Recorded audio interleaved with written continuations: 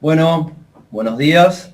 Bienvenidos nuevamente a una charla sobre el mercado de granos.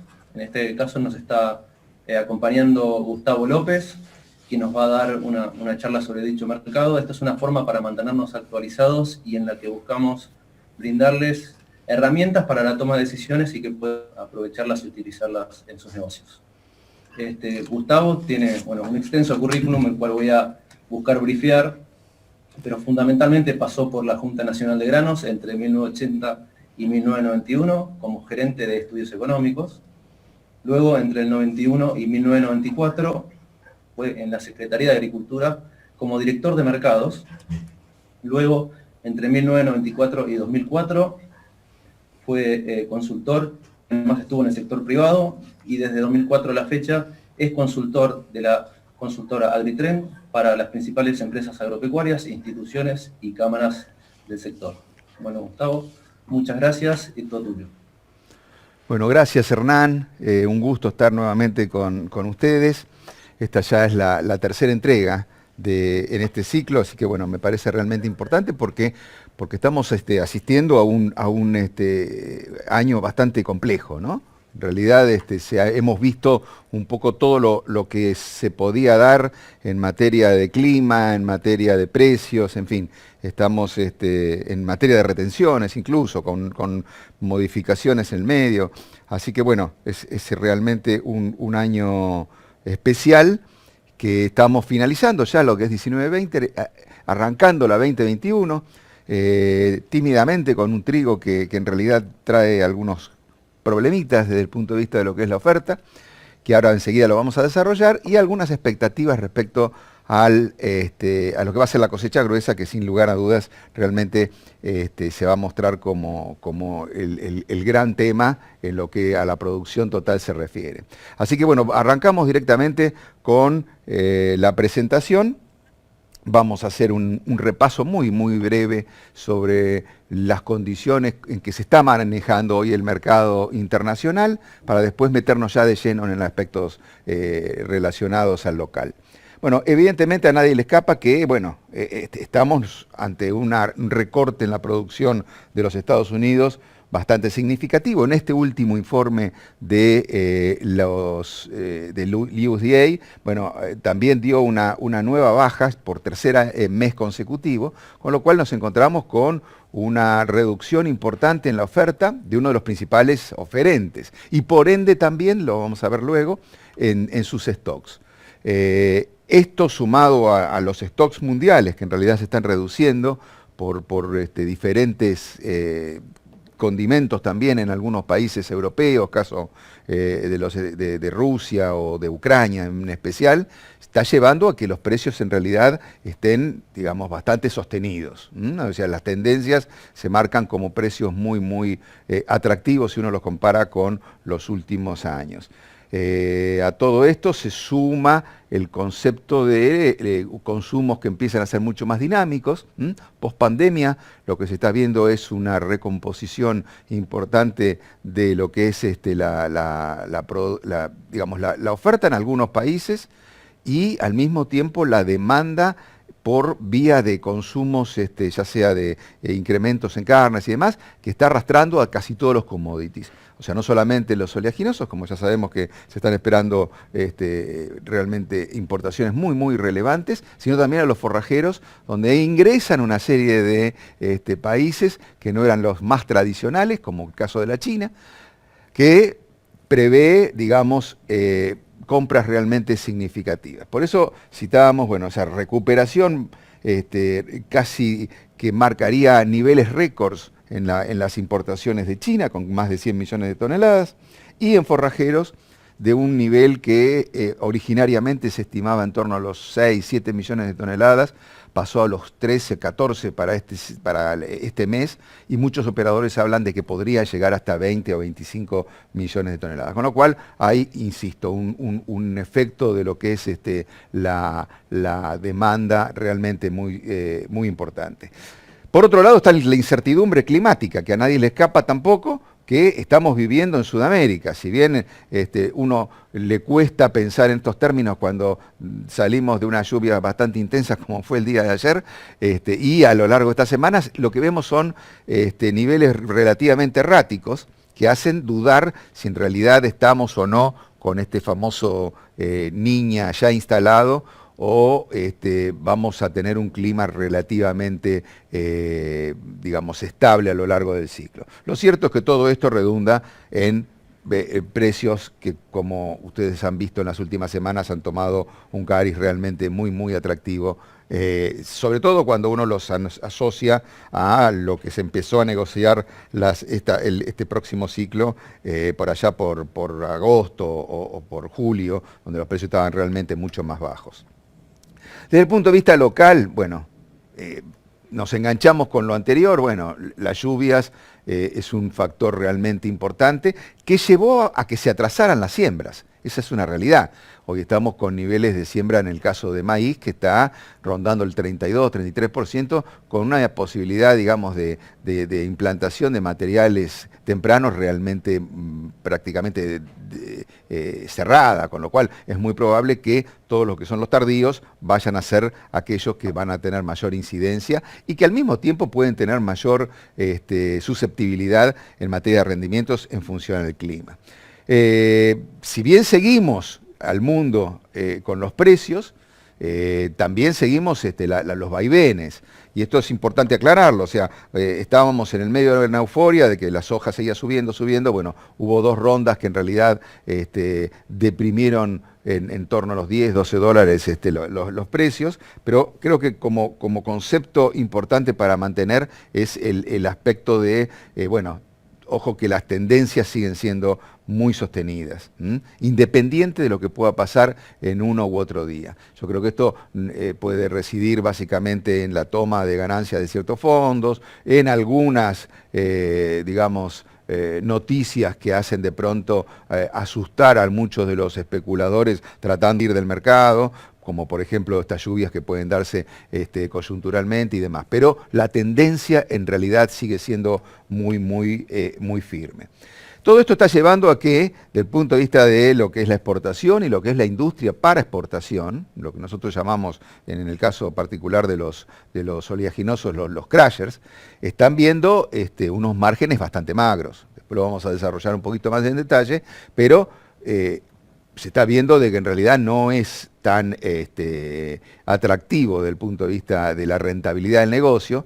¿Por qué? Básicamente porque no hay una venta tan fluida por parte de los productores. Eso es una realidad, lo seguimos semana tras semana y vemos que en realidad no es el mismo ritmo de otros años, obviamente mucho menos que el del año pasado, donde se estaban previendo cambios importantes en materia de retenciones y el productor trataba de deshacerse de la mercadería antes de sufrir algún tipo de rebaja en materia del precio final, pero de todas formas hoy está sentado con esta incertidumbre de qué hacemos si vendemos, qué hacemos con los presos, no podemos transformar en dólares, ya hemos hecho todas las inversiones que pudimos, mucho se hizo a canje, con lo cual se encuentran con esa dualidad que hace de que las ventas forward y particularmente las de soja se hayan vuelto mucho más lentas en el tiempo. Estamos en el medio de cambios en materia de retenciones. Cambios que ustedes recordarán, se habían planteado hace unas semanas atrás, o un par de meses atrás en realidad, de bajar algunos puntos para incentivar la venta de los productores. No ha tenido demasiado éxito estas medidas, pero bueno, hay que pensar que entrado ya enero, volvemos al esquema tradicional de retenciones. 33% complejo oleaginoso, 31% para lo que es aceite de subproductos, un poquito menos para biocombustible, y sigue el 12% para el trigo y para el maíz y sorgo y otros productos. Y finalmente, bueno, la vuelta de estos diferenciales arancelarios, que yo creo que en alguna medida le da un poco más de respiro a la industria, pero con estos valores y con esta restricción en parte de lo que es la oferta, la situación se vuelve más crítica, digamos así. Rápidamente les quiero mostrar 2 o 3 placas sobre el tema del clima. En esta primera, bueno, pueden ver lo que son las reservas hídricas si lo pensamos en términos de lo que es el maíz de siembra temprana, lo que ha sido los materiales más tempranos, donde hay todavía unos bolsones de sequía que no son menores, todo lo que es Córdoba, parte del centro norte de Santa Fe, bueno, estamos esperando a ver los últimos registros si esto se ha modificado en alguna medida. Y cuando lo vemos desde el punto de vista de la soja de primera, la situación puede ser un poquito más holgada, pero de todas formas estamos muy a la saga de cómo evolucionan también las siembras. Que también en el caso de soja de primera vemos cierto nivel de retraso. Acá el gran punto es si en realidad estamos en este famoso niño o niña, o una neutralidad. Bueno, acá hay una serie de posiciones bastante encontradas entre lo que dicen algunos que bueno, es una niña claramente y que va a haber unas lluvias más erráticas por debajo de lo normal. Otros piensan que estos pulsos húmedos que estamos viviendo hoy en día pueden seguir manteniéndose en el tiempo. La realidad, cuando uno ve este tipo de gráficos, bueno, aparece claramente que medido por la temperatura del Pacífico, bueno, aparece una situación de niña realmente bastante clara. Y este otro, que lo hacen los americanos también y que tienen bastante expertise en ese tema, muestra cómo se irían evolucionando estos conceptos de niña o de ciertas restricciones en materia de humedad por trimestres. Toman el primer trimestre, es octubre, noviembre y diciembre, que está prácticamente en un 100% como características niñas, y de ahí en adelante hasta prácticamente, le diría yo, marzo, abril y mayo, donde afloja esa tendencia más hacia la neutralidad, pero todavía con un 70% de posibilidades. Estamos hablando de mayo, o sea, estamos hablando plena época de cosecha, con lo cual vamos a transitar todo una gama de desarrollos del cultivo con un grado de incertidumbre no menor. Por eso yo creo que es un punto que hay que tener en cuenta, sobre todo no solamente para lo que es la producción argentina, sino también incluso para la producción brasilera. Hay que ver que los brasileros están haciendo una apuesta muy fuerte a tener unas producciones realmente récord, que todavía siguen vigentes en el mercado. Entonces, mi pregunta es, si esto, del punto de vista climatológico, no es tan normal como se está previendo, o como creen que puede llegar a mantenerse, y se reducirían las ofertas en el hemisferio sur, bueno, hay bastantes componentes como para pensar que puede haber un rebote en materia de precios. Insisto en este tema, no lo veamos como una situación totalmente coyuntural. ¿Por qué? Porque vamos a encontrar una suerte de serrucho donde de pronto la euforia de tener un valor de soja espectacular se cae al día siguiente, no sé, 8 o 9 dólares y todos piensan que ya estamos en una tendencia a la baja. Si no, pensémoslo como una tendencia más de mediano plazo, como se viene dando en los últimos meses, donde en realidad al margen de ese serrucho que les hacía referencia, hay una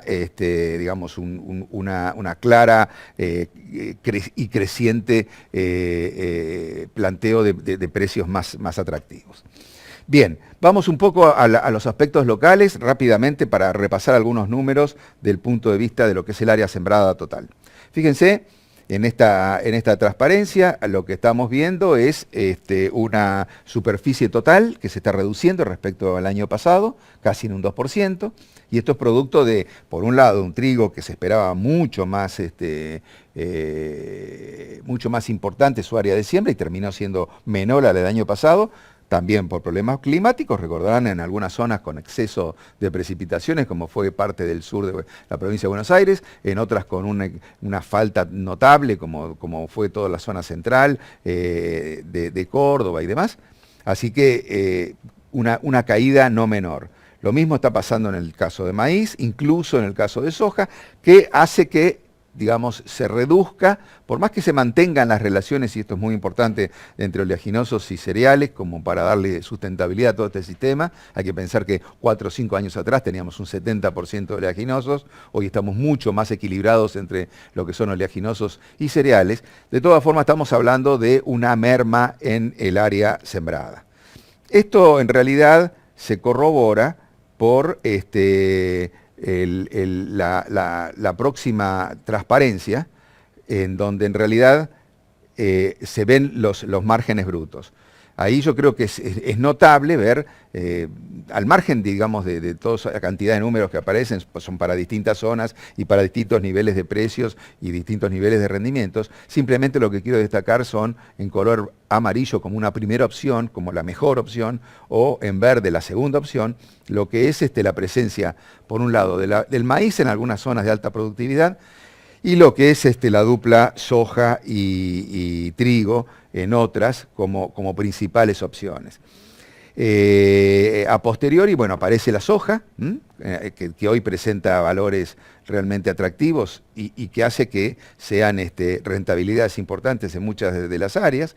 Obviamente el maíz en aquellas donde compite el trigo con la soja, y también aparece, y llamativamente, un cultivo que quizás no se le ha dado tanta importancia, que todavía hoy lo manejamos casi como más de nicho que de gran cultivo, como es el sorgo. ¿Por qué? Porque tenemos precios realmente muy atractivos que incluso están superando los precios del maíz. Así que esta es un poco la explicación del porqué también de las caídas de las áreas y la elección por parte de los productores de cada uno de los cultivos. En la siguiente lo que estamos viendo es el mismo cuadro que estábamos analizando anteriormente de área sembrada, pero desde el punto de vista de la producción. Y bueno, acá nos encontramos algunos datos realmente interesantes. Por un lado, un trigo, donde se esperaban este año más de 21 millones de toneladas, todos estábamos realmente muy contentos porque iba a ser el nuevo récord, pero que en realidad se terminó cayendo y mucho. Fíjense que estamos hablando más de 3 millones de toneladas entre años. Un maíz que va a estar rondando también con alguna caída respecto al año pasado. Una soja incluso que estaría también en torno a los 48, 49 millones de toneladas, bastante lejos de lo que hablábamos hace unos años atrás de los 60 millones. Y un girasol que también prometía muchísimo al principio y termina reduciéndose por problemas de índole climático. Y acá recordemos que, bueno, uno de los grandes, digamos, provincias que definen el área girasolera era Chaco. Chaco se suelen sembrar entre 350 a 400 mil hectáreas todos los años, y los problemas de sequía de este ciclo llevaron a que solamente se sembraban 65 mil hectáreas. Así que cambió la tendencia a pesar de los muy buenos precios que hoy tiene el girasol. En síntesis, cuando uno ve estos números, yo vi el sorgo porque es el único que estaría creciendo por el efecto del área.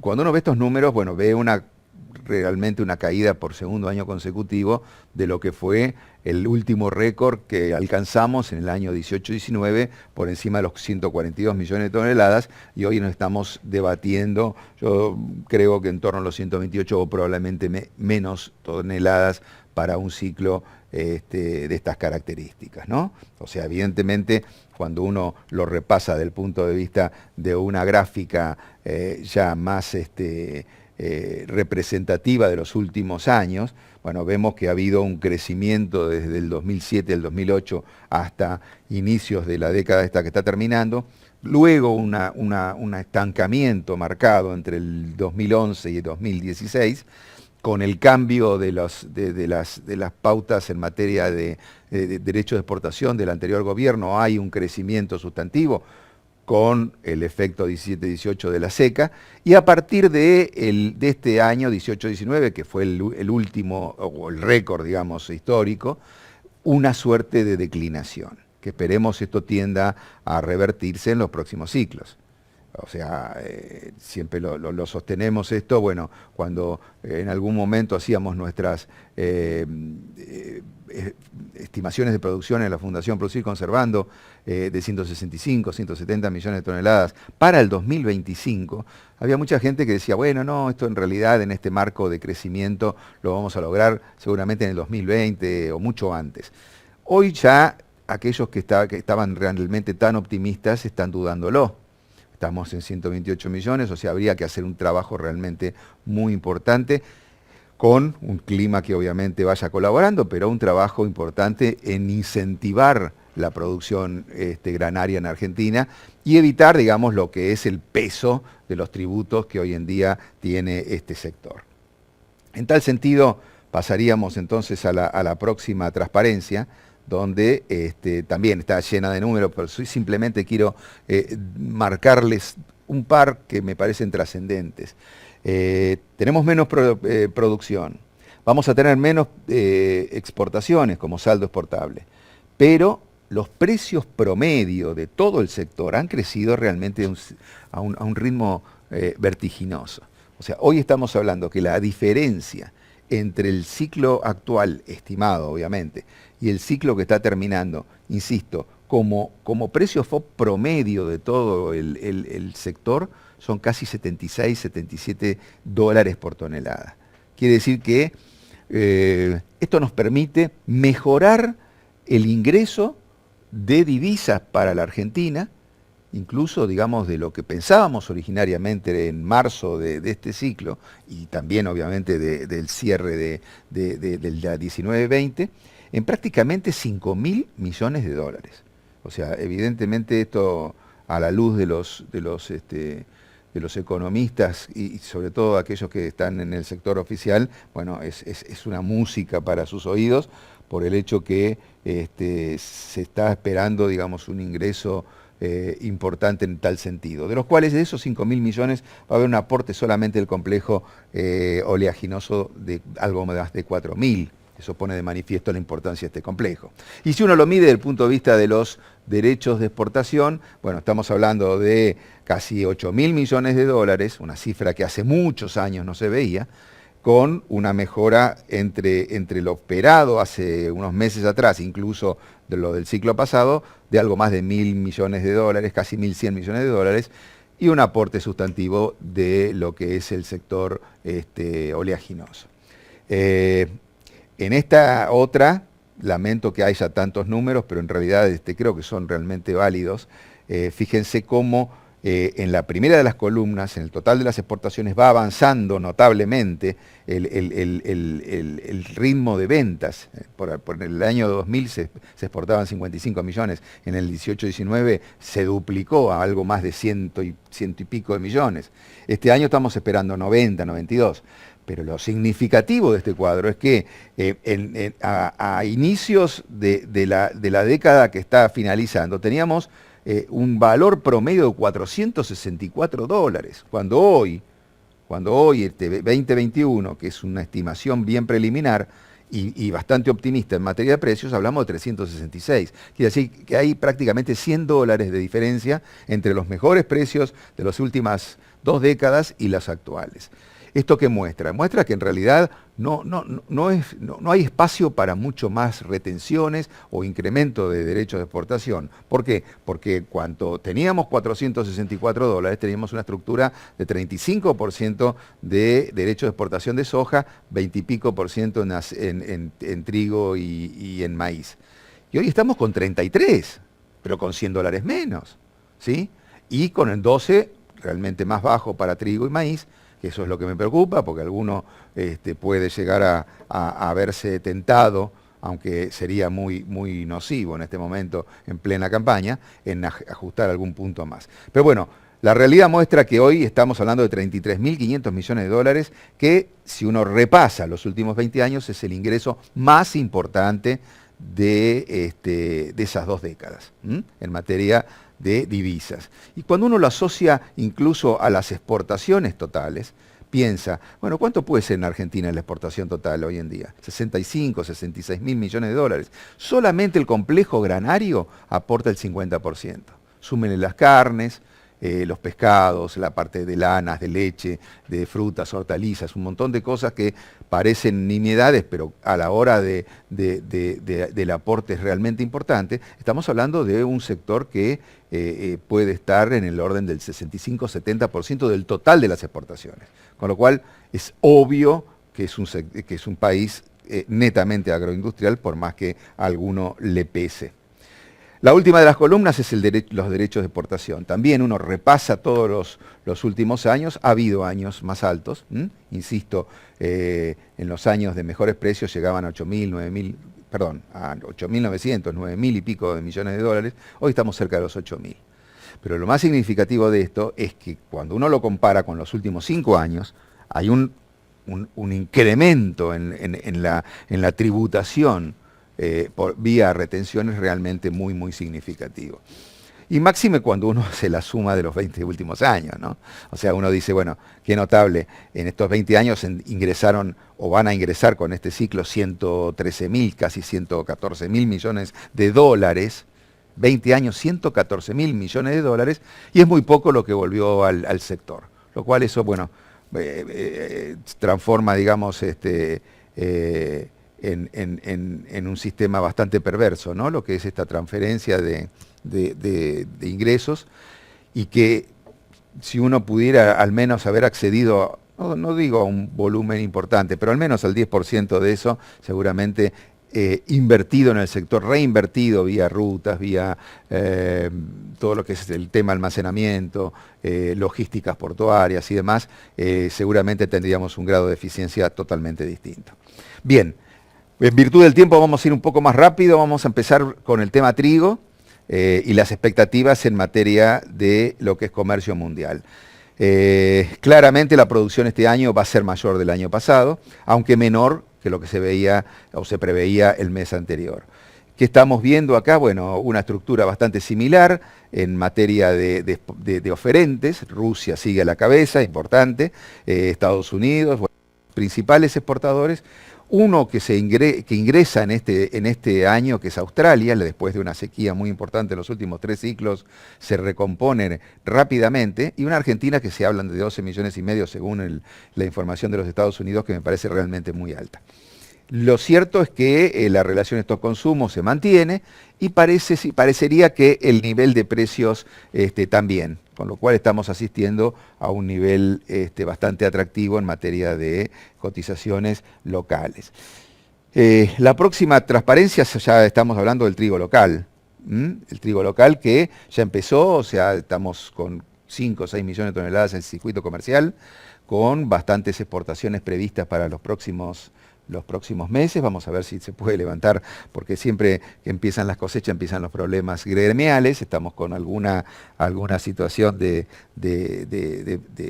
paros en los puertos y demás, y eso, bueno, distorsiona y trastorna bastante las cosas, por el hecho de que hay que embarcar, y embarcar significa sacar el barco lo más rápido posible. Hoy un barco, un Panamax de esas características de 40, 50 mil toneladas, implica no menos de 10, 15 mil dólares de estadía por día, con lo cual es muy necesario activar todo eso para no encarecer un producto vía este tipo de demoras, que en definitiva lo termina pagando el productor con un precio menor.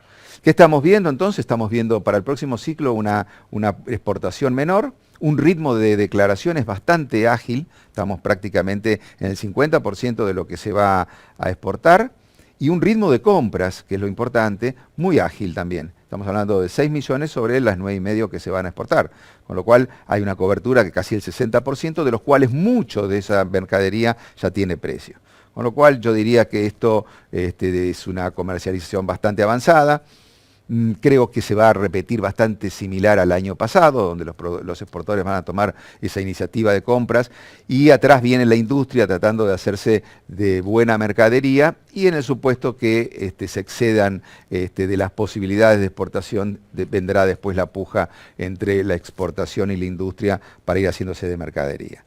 Bueno, simplemente en esta otra gráfica vemos la evolución de la producción y del área sembrada, bastante errática en los últimos años. El destino de nuestras exportaciones de trigo. Creo que uno tiene en la cabeza que trigo es sinónimo de Brasil, y no es tan así. O sea, sí, hay una dependencia importante de los brasileros respecto a nuestro trigo, pero esto hoy en día se reduce al 50% de nuestro saldo exportable. El resto va hacia otros países. Fíjense los países, Indonesia, Bangladesh, Tailandia, Vietnam, muchos de ellos del sudeste asiático, países que no existían hasta hace 3, 4 años atrás, hoy le estamos vendiendo, y hoy se vendieron gran cantidad de mercadería justamente a estos países. Por eso yo diría como que existen 2 etapas en la comercialización del trigo. La primera, que es en competencia con el mundo, que puede llevar, no sé, desde diciembre en adelante hasta abril, ese primer cuatrimestre, primer semestre, y después lo que quedaría básicamente para lo que es Brasil, donde en términos relativos, por una cuestión de Mercosur y de aranceles compensatorios que tenemos en el marco de este proceso de integración, tenemos la posibilidad de venderlo a un precio un poco más atractivo. Si vemos la evolución del precio FAS, bueno, yo creo que es concluyente. Hay mucha gente que ha vendido en torno a los 160, 170 dólares, un nivel de precios que aparece con la línea punteada en negro. Se mantuvo prácticamente desde marzo hasta julio, siempre pensando en mercadería de entrega para la cosecha, y que a partir de ahí, en julio, agosto, se empieza a disparar, creo que también en función a las disparidades que se presentaban en materia de clima. Se empieza a disparar hasta llegar a niveles de 220 dólares, superiores o prácticamente muy similares a los picos que tocó en el año 2018. Así que veo un mercado que realmente de trigo es bien atractivo para el productor, básicamente en aquellos que han tenido mejores rendimientos. Recordemos que cuando uno repasa un poco el mapa triguero argentino, bueno, se encuentra con el NEA, NOA, centro norte de Santa Fe, que han levantado, digamos, muy pocos quintales, realmente un rendimiento muy magro de 8, 10, 11, 12 quintales, y bueno, y estamos esperando el gran aporte que va a ser Buenos Aires y particularmente el sur de esta provincia, con, digamos, que han tenido un desarrollo realmente mucho mejor. Finalmente, para trigo, lo que es los precios de competencia. Hoy estamos, digamos, en términos de competencia con el mundo, seguimos quizás no los más baratos, hoy el trigo americano está un poco más barato, pero cuando uno le carga los aranceles y le carga las diferencias de flete y demás, cuando analizamos, que es una de las últimas 2 columnas, ya sea con o sin aranceles de exportación, nos encontramos que sigue siendo muy competitivo para los brasileros, lo cual me hace pensar que al margen de cualquier medida que quieran ellos tomar como para incentivar otro tipo de orígenes alternativos, seguimos siendo, insisto, por cercanía, por precios, por características, por costumbre de manejo del trigo argentino, muy competitivos en este mercado. La situación está muy ajustada. ¿Por qué? Porque la suba de precios locales llevó a que no hubiese un correlato en precios FOB, con lo cual hoy en día el exportador está más remiso de comprar por el hecho de que, bueno, los márgenes no son los mejores, pero bueno, vamos a ir viendo cómo va evolucionando en tal sentido. Para terminar el tema trigo, bueno, simplemente un comentario de participación de empresas. El 6%, las 6 principales empresas representan el 90% de la exportación, que es el complejo ABCCD, o sea, ADM, Bunge, Cargill, COFCO, que hoy está tomando una dimensión muy importante en todos los mercados, van a ver en el resto de los otros productos también con un share muy importante, y de pronto, bueno, lo que es Cargill, les decía, Dreyfus, y en algunos momentos aparecen las cooperativas como el oferente, digamos, local que participa en este grupo de los selectos. Vamos al maíz. Bien, en maíz también encontramos una mejora importante si lo comparamos con el año pasado. Hay más maíz que el año pasado, pero hay bastante menos que lo que se preveía el mes anterior y mucho menos de hace 2 meses. O sea, viene bajando las expectativas de mejores cosechas. ¿Por qué es esto? Porque los americanos redujeron notablemente su oferta por problemas climáticos. La exportación sigue más o menos vigente, siguen siendo los americanos los grandes jugadores de este mercado, sigue Brasil, sigue Argentina, quizás la Argentina también un poquito sobreestimada, pero lo más relevante de esto es que en realidad cuando uno analiza las existencias finales, como decíamos en una de las primeras placas, vemos que de casi 300 y pico de millones de toneladas que estaban estoqueadas a nivel mundial, hoy están por encima de los 290, o sea, hay una mejora importante. Y dentro de esas 290, gran parte están en China, con lo cual los chinos lo que necesitan es más, digamos, reconvertir y recomponer un poco las divisas que estar llevándolas al mercado. Con lo cual no es un nivel digamos, de stock consumo tan confiable. En realidad, si uno sacaría a China del mercado, porque en realidad es un neto comprador, las existencias de maíz serían bastante más reducidas. Y les hablaba de Brasil, y bueno, y acá aparece claramente en esta placa.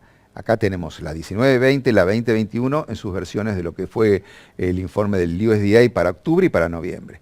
Lo notable del caso es que reducen la oferta entre meses, se mantienen los consumos relativamente iguales internos, pero hay una apuesta importante a las exportaciones. Una apuesta más importante a las exportaciones, que hacen que pasemos de tener el año pasado 50 millones y pico de toneladas, que se preveían que iban a incrementarse a 60 y pico millones, y hoy se está hablando de 40 y algo, 42, 43. Con lo cual esto está llevando a que, desde el punto de vista de esa famosa relación de stock-consumo, sea bastante más reducido en los Estados Unidos. Y por ende, las estimaciones de precios siguen creciendo día tras día. Así que es un mercado realmente a seguir muy de cerca. Y en este contexto no puedo obviar lo que hablábamos antes de China.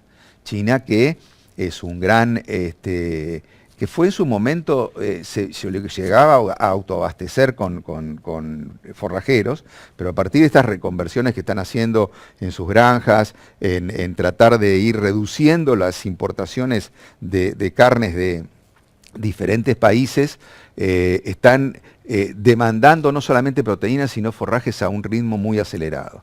Insisto, de ser autoabastecido, de haberse autoabastecido, pasaron a empezar a comprar 3, 4 millones de toneladas hace 2 años. Este año se hablaba de 7 y hoy se está hablando incluso de hasta 20 y pico de millones de toneladas. Y un dato que llama bastante la atención. Los americanos sabemos todos que con los chinos no tienen el mejor de los rapports, estaban en una suerte de conflicto comercial, donde parecía que había una guerra de aranceles y demás. Pero la realidad muestra que los americanos siguen vendiéndole y mucho a China. Para tener una idea, las estimaciones de embarques en los próximos días de maíz con destino a China, en plena, digamos, todavía, bueno, ya está terminando la cosecha, pero digamos de reciente cosecha del maíz, marcan entre 3 y 4 millones de toneladas, cuando el año pasado nos salió 1 gramo para esta fecha. Entonces eso está mostrando, bueno, que en realidad la apuesta de los americanos es fuerte y que las necesidades de los chinos, independientemente de los conflictos comerciales que podrían haber tenido, también son muy altas. Esto es un poco lo que les decía al principio, la tendencia. Hoy podemos observar que una posición mayo coincidente con la salida de nuestra cosecha se negociaba por allá por agosto en $134 en el mercado de Chicago. Hoy está en 172. Me pueden decir, sí, pero bajó ayer y estará en 170 y después bajará a 168. Ok, no lo dudo, son las variaciones que pueden tener a diario por estos múltiples comentarios que les hacía antes. Pero la tendencia, fíjense que es bien clara, a pesar de algunos serruchos a la baja, bien clara de un precio realmente sostenido cuando uno lo analiza para la misma posición a lo largo de los últimos 4 meses, con un crecimiento no menor de casi $40 o un 30% equivalente. Así que creo que esto es bastante concluyente como para pensar que desde el punto de vista de los forrajeros este es un buen año. Localmente vamos a tener menos cosecha. Seguramente la exportación va a ser más reducida. Acá también vemos un ritmo de ventas importante, 10 millones de toneladas, que si uno lo compara con el año pasado son menores, pero insisto con esto, o sea, el año pasado estaban todos muy alterados pensando que se venían, que finalmente se vinieron las retenciones, y bueno, trataron de ir liquidando sus existencias de la forma más rápida posible para que no le tocara el efecto de ese impuesto. Hoy en día ya está prácticamente comprometido el 33 por 1/3 de toda la exportación y con ello gran parte a precio. Con lo cual esto lo veo bastante dinámico en un mundo donde vamos a pasar al de exportación de maíz, en realidad está muy atomizado en su demanda y también se caracteriza con los mismos actores. Fíjense, Vietnam, Argelia, Egipto, todo lo que es el norte de África. Aparecen obviamente Perú, Chile, Cuba, todo lo que es Colombia, Venezuela, que son los sudamericanos. Si uno lo quiere extender hasta Cuba, con esa licencia. Y aparece un Vietnam, Malasia, Indonesia, una serie de países donde en realidad tienen un interés realmente muy significativo. Vamos a ver lo que es Vietnam. Vietnam, esto es un line-up, es decir, es un análisis a partir de los barcos que están anunciados, y lo que muestra esto es, en alguna medida, las expectativas hasta noviembre, ¿sí? Año calendario. Se está llevando 7 millones y pico de toneladas. Ustedes dirán, los vietnamitas consumen una barbaridad. En realidad, más que nada, Vietnam es la entrada hacia el sudeste asiático. Así como alguna vez pensábamos que en lo que es el tema de harinas proteicas y demás, todo iba hacia Holanda. Bueno, Holanda era el ingreso hacia la Unión Europea. Pero de todas formas tiene una presencia realmente muy importante este tipo de países. Finalmente, en el caso de estructura de exportación, se reitera exactamente lo mismo. 6 empresas manejan el 85%. Y les diría que con la diferencia de la Asociación de Cooperativas, que en este caso es AGD el sexto, es el ABCCD. O sea, siguen en torno a estos 5 grandes exportadoras las que se maneja la mayoría de los embarques en Argentina. Una simple mención en el sorgo. El sorgo, que pasó a ser el cultivo estrella, está también impulsado por el tema China. ¿Y por qué por China? Porque China también tenía algo de producción, pero hoy está requiriendo primero 4 millones, después 6, ahora se habla de 10 millones de toneladas de importaciones de sorgo, y el único que puede proveerlas son los Estados Unidos, Australia, que tiene serios problemas comerciales y políticos con los chinos y no lo está haciendo, y Argentina. Eso muestra que, si uno repasa los números, la exportación se está previendo ya en 1.200.000 toneladas, de las cuales hay 1.300.000 compradas a hoy, y casi todas a precio, cuando en realidad en los últimos 2 años no se había comprado nada. Quiere decir que le está dando un impulso y además un esquema de precios tan atractivo al productor que está tratando de captar esa mejora y deshacerse de la mercadería. Un mercado que hay que tener muy en cuenta y que hay que ser muy prolijo, porque es lo mismo que la soja de hace 10 años atrás. Los chinos están mirando con una lupa cómo funciona Argentina. En la medida de que siga la sanidad y que siga la calidad tal cual están previéndola y la están exigiendo, después una vez ganada esa confianza, es un mercado que va a tomar mucho más volumen y además mucho más, yo diría, más eficiencia, no va a ser tan lento. Pero bueno, es un punto a seguir y muy importante en los próximos años. Finalmente, soja. En soja pasa lo mismo que en maíz, se reduce la producción. A partir de esa reducción, que está explicada en gran parte por los Estados Unidos, que recortó, pero con el interrogante de un Brasil que todavía siguen sosteniendo que va a ser el récord, 133 millones de toneladas, y una Argentina de 51 millones de toneladas que, como vimos antes, va a ser bastante difícil. A pesar de todo esto, hay una reducción importante en los stocks, una China que se consolida claramente como gran demandante, el 60% de todo el mercado fluye alrededor de China, y una relación de stock-consumos bastante más ajustada, que hace de que los precios también sigan esa tendencia.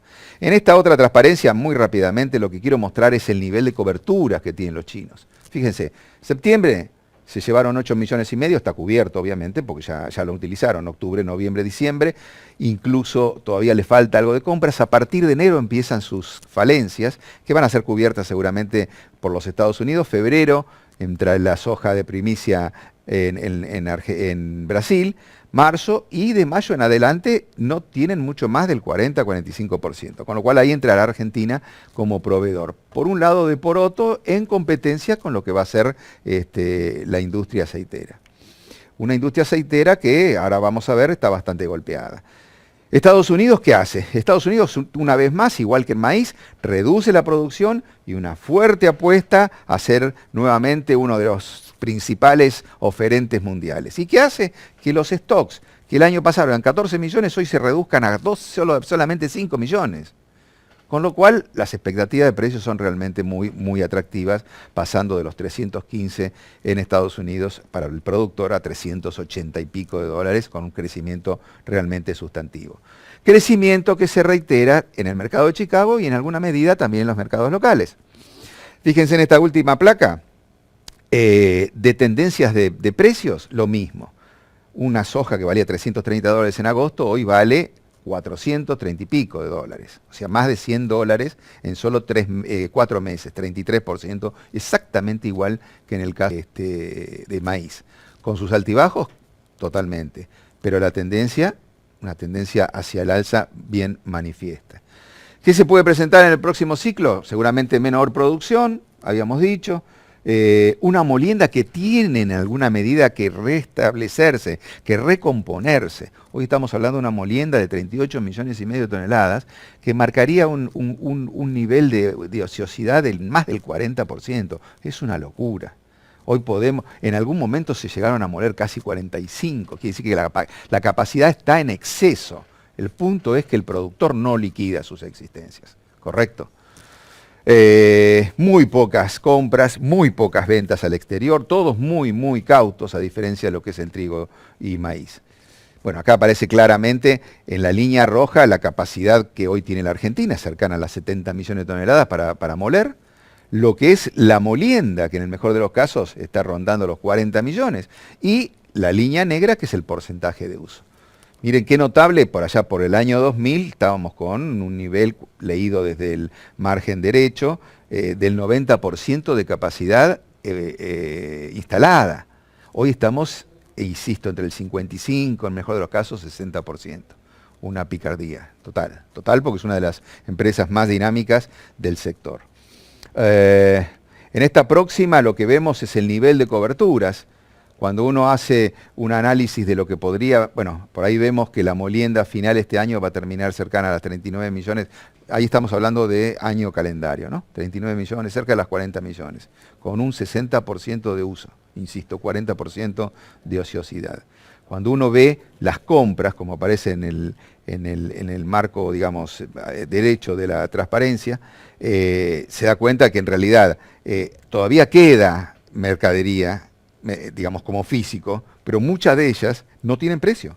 Quiere decir que hoy el que está operando, el que está moliendo esa mercadería no sabe en definitiva cuál va a ser el precio, con lo cual tiene un nivel de incertidumbre a la hora de la exportación enorme porque no le pudo poner todavía el precio al insumo básico. En esta otra vemos los márgenes netos de la operación. Olvídense de todo este tipo de números, solamente 2 o 3 números que me parecen importantes. Un aceite hoy vale cerca de los $1000 y cerca de $1000 vale el biocombustible, con lo cual es absurdo pretender que el biocombustible sea rentable porque si es el insumo, es el aceite de la soja del biocombustible, nunca va a poder ser rentable si tiene el mismo precio, porque tiene una serie de costos adicionales que obviamente lo encarecen. Así que eso es la explicación de que hoy en día prácticamente ninguna empresa está haciendo biocombustible. ¿Qué pasa en materia vayamos a las dos columnas centrales, en materia de lo que es exportación de aceite y harina, la exportación tradicional en diciembre? Hoy tiene un margen de $10 la tonelada, cuando era normal que estuviese en el doble de todo esto, justamente después de los costos fijos y demás. ¿Qué se espera para abril? Algo similar, con lo cual no hay una mejora sustantiva en materia de márgenes, a pesar de todo esto. Esto lo hice ayer a ultimísima hora, así que estamos con los valores más, digamos, frescos posibles. Y cuando uno analiza la parte de abajo, que es la exportación del poroto de soja, hoy en día estamos totalmente fuera del mercado, $485, cuando en realidad tenemos un margen en contra de $15. Incluso para la nueva, con 445 FOB, y lo que se está pagando hoy en día la soja, también estamos fuera. Así que esto va a tener que llevar algún reacomodamiento para tener un margen que sea más rentable para este tipo de operación. Cerramos acá y damos después espacio ya para si existen alguna pregunta y demás. Le damos el pase a Hernán.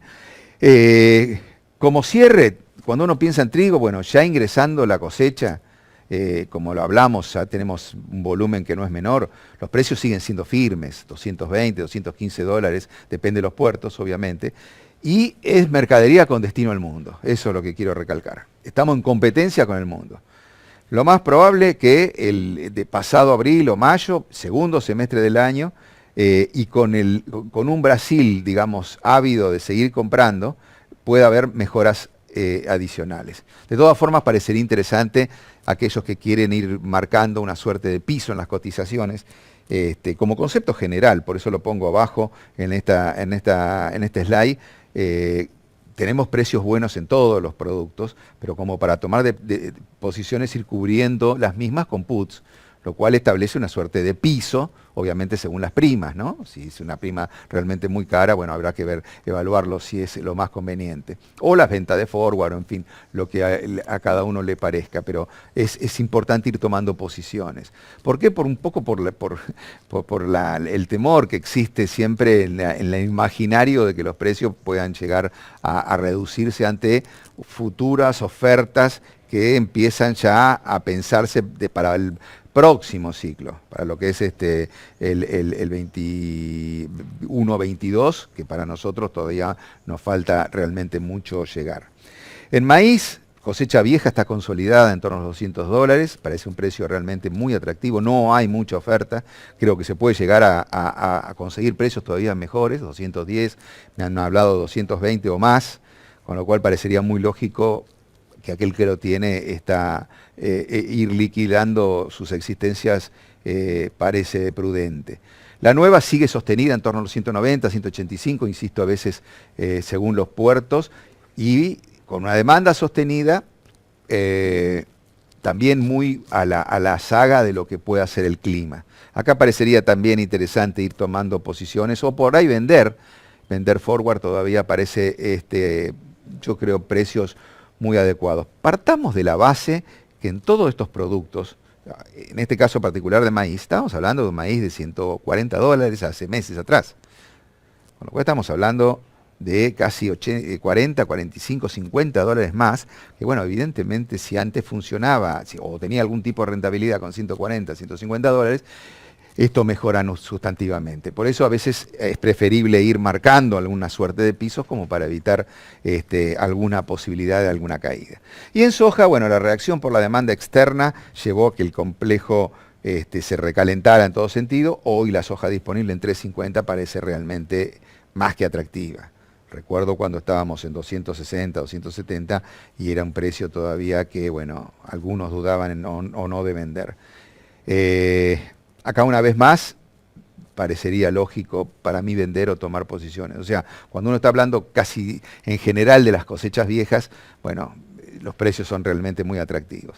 Y las cosechas nuevas, bueno, estamos en unos inesperados 300 dólares más menos 8, porque sé que bajó ayer, hoy estaba viendo Chicago y que seguramente va a rebotar por ahí en el mercado local, que estaba subiendo. Así que bueno, estaremos en torno a los 300.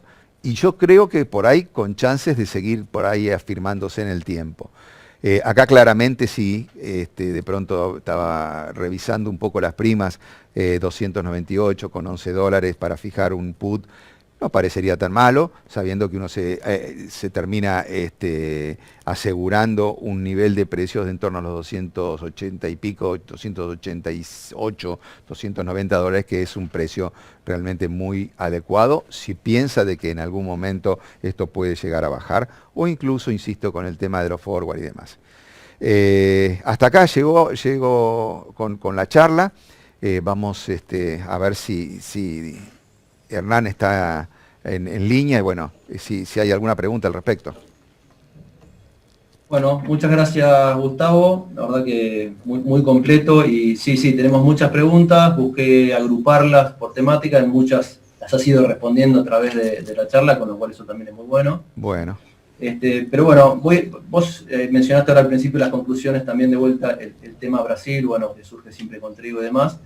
Surge una pregunta que es, ¿qué nos puede decir del nuevo contingente que autorizó el Ministerio de Agricultura brasilero para importar trigo de otros destinos? ¿Y qué impacto puede tener eso?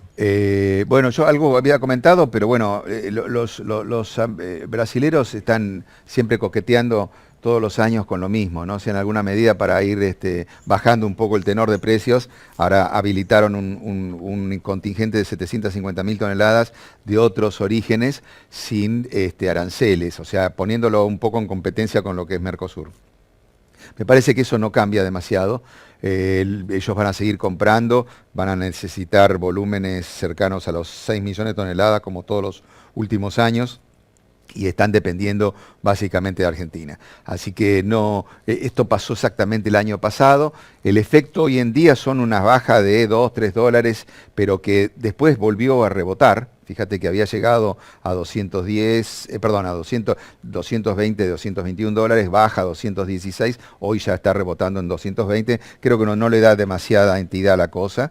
Vamos a seguir exportando y seguramente cubriendo todas sus necesidades, incluso a precios, me parece todavía algo más atractivos, en particular en el segundo semestre.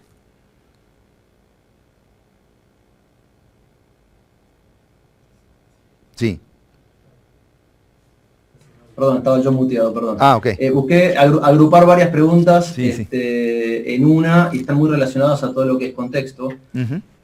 Muchas de estas preguntas hablan sobre el contexto y las medidas económicas, el rumbo que el gobierno ha adoptado, y sumado eso a las retenciones y dudas respecto a las mismas sobre el futuro. Vos algo mencionaste sobre retenciones y bueno, hay dudas de qué es lo que pudiese pasar en el futuro. El niño con eso, ¿cómo ves que esto afecta a la estrategia productiva y de comercialización? Teniendo también en cuenta que hay otros drivers muy relevantes como son el clima, que está jugando muy fuerte este año, y los precios internacionales, ¿no? Con toda esta dinámica que han tenido en el último momento. ¿Cómo juega todo esto en la toma de decisiones y qué estás viendo vos que tiene básicamente el efecto del contexto nuestro respecto a la estrategia para el sector? Mira, en algún momento se habló y había fuertes rumores de que podía haber algún tipo de incremento en algunas retenciones. Yo insisto en lo que decía antes, me parece que en el caso de soja no hay mucho más espacio, no estamos en los valores de hace 10 años atrás y estamos en las retenciones prácticamente con pequeñas diferencias de 2 puntos en las retenciones de esa época. Con lo cual me da la impresión como que sería bastante conflictivo desde el punto de vista sectorial. No hay que dar tampoco, como se suele decir, demasiadas ideas, pero bueno, de pronto queda el trigo y el maíz que tienen retenciones diferentes a esas épocas. También me parece poco oportuno que hoy haya un cambio en el caso del trigo, básicamente porque estamos en la mitad de la comercialización, o sea, había una injusticia clara de lo que sería aquellos que esperaron para vender en función a un aspecto lógico, o sea, uno no podía vender toda la cosecha porque quedó a las claras de que, bueno, la producción bajó y bajó notablemente y muchos de los productores no podrían haber cubierto sus compromisos. Y en el caso de maíz está un poco más abierta, ¿no? Por el hecho de que, bueno, los precios son más atractivos, los aranceles son más bajos y demás. Yo creo que no hay, digamos, si uno lo analiza desde el punto de vista de lo que se está trabajando en este grupo del Consejo Agroindustrial que se va formado, justamente están trabajando para evitar, o mejor dicho, para reducir las retenciones. Así que no creo que haya mucho espacio para eso. No sé si el productor está tan preocupado en eso. Si está más preocupado, bueno, en la evolución del tipo de cambio, en digamos, el spread que se va formando entre lo que en definitiva él está cobrando. Hay que pensar que una soja de 33% de retenciones en realidad se duplica el impacto cuando uno toma el diferencial de el dólar oficial versus el dólar libre. Con lo cual eso está más preocupado. Y saber qué es lo que va a hacer con lo que vende. O sea, en definitiva, si recibe pesos, cómo los va o dónde los va a orientar. Ese me parece que es hoy el día la mayor de las preocupaciones. De todas formas, estaba leyendo últimamente que hay un índice, un llamado índice de confianza del productor, donde creo que está cambiando en alguna medida. Y si está cambiando es básicamente porque los precios internacionales lo hacen más atractivo. Nada más. sigue la incertidumbre en materia cambiaria, sigue la incertidumbre en materia climática, y eso lo tiene bastante preocupado. Pero yendo, digamos, al concepto básicamente de las retenciones, creo que no hay espacio como para hacer muchos cambios. Bueno, gracias. Les recuerdo que ahora va a aparecer la encuesta a la derecha de la pantalla para que puedan darnos el feedback de la charla. Te voy a sumar, bueno, en línea con esto que dijiste, sí hay algunos temas mencionados, que yo los agrupé en esta pregunta, de justamente eso que vos mencionás al final, que es qué hacer con los pesos que se generan a través de la venta. La realidad que hay es una disyuntiva, ha habido varios adelantos en compras de insumos, bueno, uno claramente, el productor busca gestionar esa posición y las pocas alternativas que existen actualmente. Pero bueno, por otro lado también aprovecho mencionar que vamos a tener charlas sobre contexto económico y política que también pueden agregar como herramientas para ese tipo de toma de decisiones, las vamos a ir teniendo a lo largo del mes de diciembre. Bueno, sumo una pregunta más, que es ¿cómo ves el mercado de girasol? Algo mencionaste brevemente, creo que se podría por ahí hacer alguna pequeña presión y luego daré lugar a una última pregunta para ok. Bueno, el tema de girasol, insisto, se veía como muy optimista, iba a haber una expansión de área, bueno, ya lo cité, finalmente terminó siendo menor y por ende va a haber menos producción. De todas formas, las variables desde el punto de vista económico son muy atractivas. Hoy se están negociando en torno a los $370, que es todos sabemos que el girasol, y ahora menos con menos actores todavía en escena, se vuelve más difícil de establecer un precio concreto, ¿no? Pero 370, algunos hablan de que se están pagando hasta $390, creo que es una opción realmente muy atractiva, insisto, de un cultivo que no sé por qué tiene el mote ese de que es mucho más rústico, pero bueno, que bien hecho y con buenos rindes va a ser le va a dar al productor una muy buena rentabilidad, ¿no? Y creo que esto se va a mantener en un contexto de necesidad de aceites bastante claro y de una oferta argentina que va a ser reducida. O sea, pensemos que prácticamente la mayor parte de girasol se industrializa, estamos hablando de un nivel de producción cercano a los 3.200.000 toneladas, en el mejor de los casos, o sea, reducción importante respecto al año pasado, y esto va a permitir no más de, bueno, calculemos 1,5 millones de toneladas de aceite, de las cuales hay un consumo interno por un lado que tracciona fuerte y una importación y un mercado externo que, bueno, lleva a que los precios estén realmente muy sostenidos por encima de la soja. Así que me parece un muy buen año para girasol, para aquellos que obviamente pudieron tener girasol, ¿no? Bueno, muchas gracias, Gustavo. Creo que con eso hemos pasado por todas las preguntas. Muchas, repito, las hace, especialmente las que estaban en referencia a si recomendás algún tipo de cobertura y demás. Creo que en tus conclusiones esté muy claro respecto a eso. Con lo cual quiero agradecerte, quiero agradecer a todos en nombre de Banco Galicia, y los estamos esperando en una próxima charla respecto al mercado de carnes que vamos a tener el 11 de diciembre con Víctor Tonelli, así que nuevamente los esperamos y bueno, esta es una forma de poder seguir acercándonos en este contexto y poder darles herramientas para adelante. Muchas gracias.